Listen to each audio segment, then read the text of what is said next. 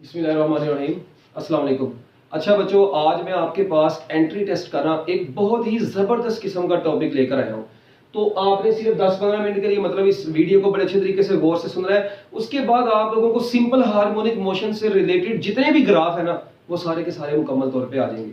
तो ये बड़ी ज़बरदस्त तरीके से आप लोगों के लिए तैयार किए हैं और आप लोगों ने इनको बड़े अच्छे तरीके से समझना है। जब एक बार तो आप लोग इसको समझ लेंगे, फिर आप लोग इंजॉय करेंगे सिंपल हार्मोनिक मोशन को। बाकी तो मेरे जो रेगुलर लेक्चर्स हैं मतलब वो तो मैं आपको डेली बेस पर दे रहा हूँ, मगर ये कुछ चीजें थी जो मैं चाह रहा था कि मैं सारे बच्चों से शेयर कर दूं। तो ये जरा आप लोगों ने इसको बड़े गौर से देखना है। Different curves of SHM. बच्चे कहते हैं सर हमें पता नहीं चलता कि वेलोसिटी डिस्प्लेसमेंट ग्राफ क्या होगा, एक्सेलरेशन डिस्प्लेसमेंट ग्राफ क्या होगा, डिस्प्लेसमेंट टाइम ग्राफ क्या होगा, वेलोसिटी टाइम ग्राफ क्या होगा। इनको ग्राफ्स की समझ ही नहीं आती। काइनेटिक एनर्जी टाइम के दरमियान में ग्राफ, काइनेटिक एनर्जी डिस्प्लेसमेंट के दरमियान में ग्राफ। तो बच्चों ये टोटल आप लोगों के सामने मैंने 12 ग्राफ रखे हैं। बस इन 12 ग्राफ्स को आपने अच्छे तरीके से समझ लिया ना, एक मरतबा जिंदगी में सुकून ही सुकून है। ठीक है, चलो जी। डिस्प्लेसमेंट टाइम ग्राफ सबसे पहले आपको पता होना चाहिए। सिंपल हार्मोनिक मोशन में डिस्प्लेसमेंट टाइम ग्राफ के लिए आपको इसकी इक्वेशन का पता होना चाहिए। क्या इक्वेशन थी? x is equal to x naught sine omega t. क्या पढ़ी हुई है बच्चों? हम लोगों ने बिल्कुल पढ़ी हुई है। तो मुझे ये बताएं, ये t आपको पता है शुरू में 0 होता है, फिर t/4 मीन पोजीशन पर 0, फिर एक्सट्रीम पोजीशन पर t/4, t/2 दोबारा मीन पर, 3t/4 नेगेटिव एक्सट्रीम पर और t दोबारा मीन पर। एक पूरी ऑसिलेशन हुई है। ठीक है। अच्छा अब देखिए, आपको पता है जब ये t यहां पर t/4 पुट करते हैं, ओमेगा 2 होता है। जब इस पूरे को सॉल्व करते हैं, इसको सॉल्व करने का तरीका मैंने आपको बताया हुआ है। ठीक है, सादा से अल्फाज में अगर इसको नहीं भी करना, इक्वेशन के जरिए से नहीं भी याद रखना, वैसे तो t की ये सारी वैल्यूज पुट करते हैं, डिस्प्लेसमेंट आता जाएगा। नहीं तो मुझे एक बात बताएं, ये मीन पोजीशन वाला पॉइंट है, मीन पोजीशन पर डिस्प्लेसमेंट क्या होता है? 0। ओके, एक्सट्रीम पर डिस्प्लेसमेंट क्या होता है बच्चों? ऑब्वियस ही बात है, एक्सट्रीम पर डिस्प्लेसमेंट मैक्सिमम होता है। ये लो, एक्सट्रीम पर डिस्प्लेसमेंट मैक्सिमम, फिर मीन पर दोबारा 0, फिर एक्सट्रीम पर मैक्सिमम बट डाउनवर्ड, और बच्चों मीन पर डिस्प्लेसमेंट दोबारा 0। इन तमाम पॉइंट्स को बच्चों जब आप लोग आपस में मिला देते हैं तो आपके पास एक साइनोसाइडल वेव बन जाती है। सो this is displacement time graph. Okay, खत्म। उसके बाद वेलोसिटी टाइम ग्राफ। सबसे पहले 0, t/4, t/2, 3t/4, t। हाँ जी। अब वेलोसिटी टाइम ग्राफ की, वेलोसिटी की इक्वेशन मैंने आपको बताई थी, v is equal to v naught cos omega t होती है। पुट करें, आंसर आ जाएंगे। नहीं पुट करना, छोड़ो यार, गोली मारो। हाँ जी, मुझे ये बताएं वेलोसिटी टाइम ग्राफ में मीन पोजीशन पर वेलोसिटी क्या होती है? वेलोसिटी मीन पोजीशन पर क्या होती है? During simple harmonic motion mean position पर वेलोसिटी मैक्सिमम, एक्सट्रीम पोजीशन पर मिनिमम 0, फिर इधर मैक्सिमम बट नेगेटिव, इधर दोबारा 0 और इधर दोबारा मैक्सिमम बट पॉजिटिव। तो बच्चों आप लोगों के पास ये एक वेव आ गई, इसे बोलते हैं cosine wave. This is cos. ठीक है, कॉस वेव आ गई। इसके बाद आता है acceleration time graph. This is 0, this is t/4, t/2, 3t/4, then t। अब मुझे ये बताएं, आपको पता है कि एक्सेलरेशन डिस्प्लेसमेंट के डायरेक्टली प्रोपोर्शनल होता है बट विद नेगेटिव साइन। ये तो पढ़ा हुआ है ना। इट मींस जो डिस्प्लेसमेंट का ग्राफ होगा उसका रेसिप्रोकल किसका ग्राफ हो जाएगा? एक्सेलरेशन का ग्राफ हो जाएगा। एक ट्रिक बता रहा हूं, याद रखने का। तो बच्चों ऑब्वियस ही बात है, फिर इसका जो ग्राफ बनेगा वो कुछ इस तरीके से बन जाएगा, ये ऐसे इनवर्स साइनोसाइडल वेव। ये इनवर्स वेव बन जाएगी, इनवर्स साइन वेव बनेगी। ये क्या थी? Sine wave. ये क्या आ गई? इनवर्स साइन वेव आ गई, क्योंकि इसका उल्ट कर देंगे ना। a is directly proportional to -x, a is directly proportional to -x। खत्म हो गया जी, देख लें इसको। इन तीनों को बड़े अच्छे तरीके से गौर से देख लें। ये तीनों खत्म हो गए, अब आपकी जिंदगी से निकल गए हैं। अब इधर फोर्स टाइम ग्राफ दिया। मुझे एक बात बताओ, आप लोगों को पता है force is directly proportional to a।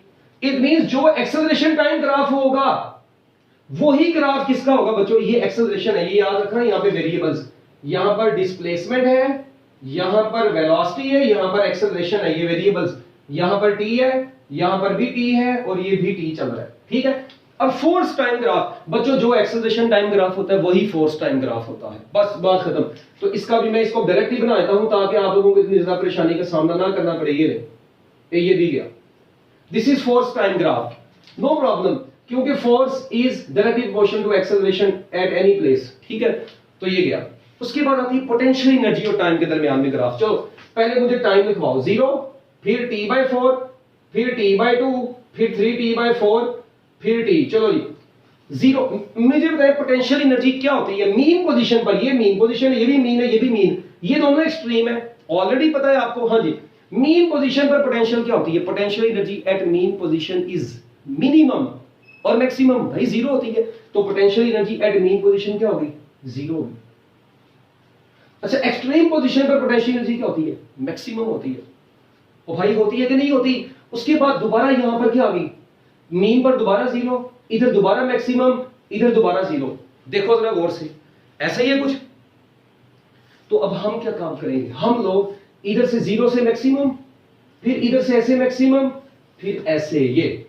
So this is potential energy time graph.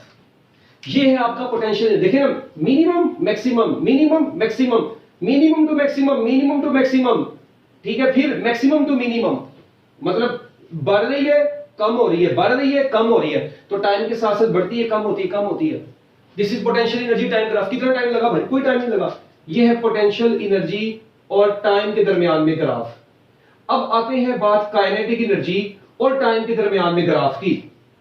अब काइनेटिक एनर्जी, पहले सबसे पॉइंट लिखने हैं। 0, T/4, T/2, 3T/4, T। चलो जी, हाँ जी। काइनेटिक एनर्जी मीन पोजीशन पर तो मैक्सिमम होती है, तो मैक्सिमम, फिर जीरो, फिर मैक्सिमम, फिर जीरो, फिर maximum.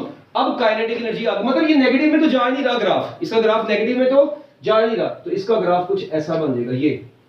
So this is kinetic energy time graph. Okay, just like parabola. Okay, तो ये बच्चों आप लोगों के काइनेटिक एनर्जी और टाइम के दरमियान में ग्राफ भी हो गया। उसके बाद आगे जो ग्राफ आया वो बड़ा ही इंपॉर्टेंट है, वेलोसिटी डिस्प्लेसमेंट ग्राफ। अच्छा, आप लोग देखें, पहले 6 में ना दोनों साइड पर, दूसरी साइड पर टाइम था, पहले में क्या था? टाइम था, ठीक है। और उसके बाद अब अगले 6 में क्या डिस्प्लेसमेंट है? अगले 6 में डिस्प्लेसमेंट है, पहले 6 में टाइम था। अब डिस्प्लेसमेंट को चेक करना, नेगेटिव ए, जीरो, पॉजिटिव ए। ये नेगेटिव ए का मतलब है नेगेटिव एक्सट्रीम पोजीशन, ये मीन पोजीशन, ये पॉजिटिव एक्सट्रीम पोजीशन। इसी तरह ये मीन, ये नेगेटिव एक्सट्रीम, ये पॉजिटिव एक्सट्रीम, ये मीन, ये नेगेटिव एक्सट्रीम, ये पॉजिटिव एक्सट्रीम, ठीक है। चलो जी, अब देखना जरा, आपको पता है कि एक्सट्रीम पोजीशन पर वेलोसिटी क्या होती है बच्चों? जीरो होती है।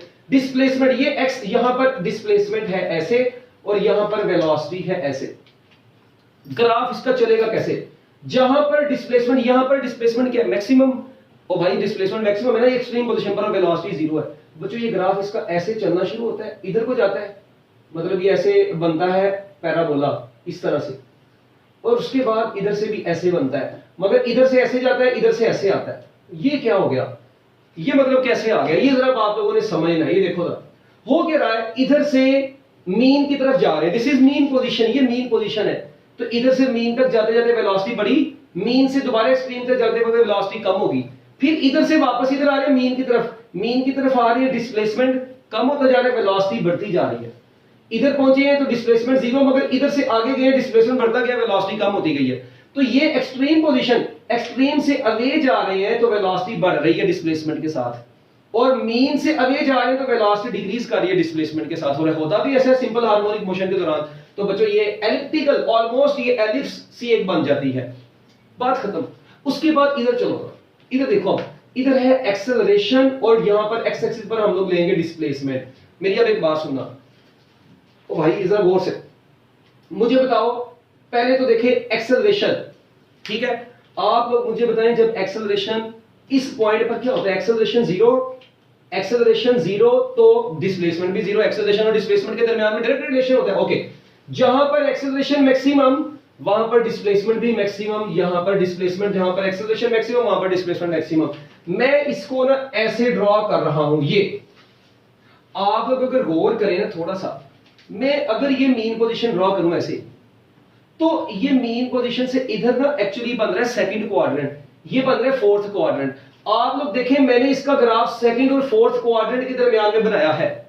मुझे ख्वाब आई है भाई, मैंने इसको सेकंड और फोर्थ क्वाड्रेंट में क्यों ड्रॉ किया है? इसलिए ड्रॉ किया है क्योंकि एक्सेलरेशन का डिस्प्लेसमेंट के साथ क्या रिलेशन होता है? डायरेक्ट, बट ए के साथ नेगेटिव का साइन होता है। इट मींस दोनों ऑपोजिट नेचर के, इट मींस ये सेकंड एंड फोर्थ क्वाड्रेंट में बनेगा। इसीलिए मैं इसको सेकंड और फोर्थ क्वाड्रेंट में स्ट्रेट लाइन से ड्रॉ कर रहा हूं, क्योंकि एक्सेलरेशन और डिस्प्लेसमेंट का रिलेशन तो स्ट्रेट लाइन बनेगा, क्योंकि डायरेक्टली प्रोपोर्शनल है। और नेगेटिव का साइन किसको शो कर रहा है? ये दोनों ऑपोजिट क्वाड्रेंट में है। ये उसके बाद बच्चों जो एक्सेलरेशन डिस्प्लेसमेंट ग्राफ होता है ना, जिस तरह यहां पर क्या था, जो एक्सेलरेशन टाइम ग्राफ था वही फोर्स टाइम ग्राफ था, बात खत्म। इसी तरह जो एक्सेलरेशन डिस्प्लेसमेंट ग्राफ होता है वही फोर्स डिस्प्लेसमेंट ग्राफ होता है। तो इसमें तो हम टाइम जाया नहीं करेंगे, इसका ग्राफ भी बिल्कुल वैसा ही बन जाएगा। और ये आप लोग इसके अंदर तीर का निशान इसलिए लगा सकते हैं क्योंकि आते आते डिक्रीज हो रहा है, फिर इंक्रीज हो रहा है, तो ये आप लोग इनके साथ तीर का निशान भी ऐसे लगा सकते हैं, इसमें कोई परेशानी वाली बात नहीं है। लो बच्चों, इसके बाद पोटेंशियल एनर्जी और डिस्प्लेसमेंट। हाँ जी, पोटेंशियल एनर्जी और डिस्प्लेसमेंट का ग्राफ आपकी टेक्स्ट बुक में भी बना हुआ है। अगर आप लोग गौर करें, मैं आपको याद करवाता हूं, मुझे बताओ ये मीन पोजीशन है, ये एक्सट्रीम है। पोटेंशियल एनर्जी मीन पर क्या होती है? मीन पर पोटेंशियल एनर्जी जीरो होती है, एक्सट्रीम पर मैक्सिमम होती है, मैक्सिमम होती है। तो ये ग्राफ बनता है इनका ऐसा, पोटेंशियल एनर्जी और डिस्प्लेसमेंट का आपकी बुक में भी बना हुआ है।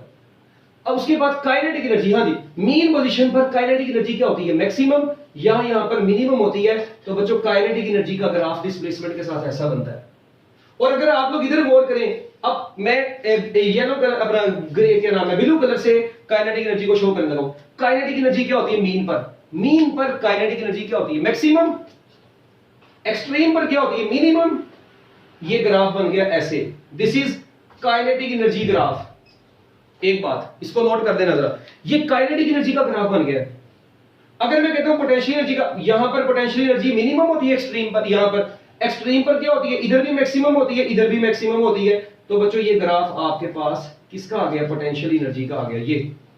ये पोटेंशियल एनर्जी का ग्राफ आप लोगों के पास आ गया। मतलब ये ऊपर होगा, ये पोटेंशियल एनर्जी वाला ऐसे कर दो, इसको ऐसे कर दो, ये बन गया भाई।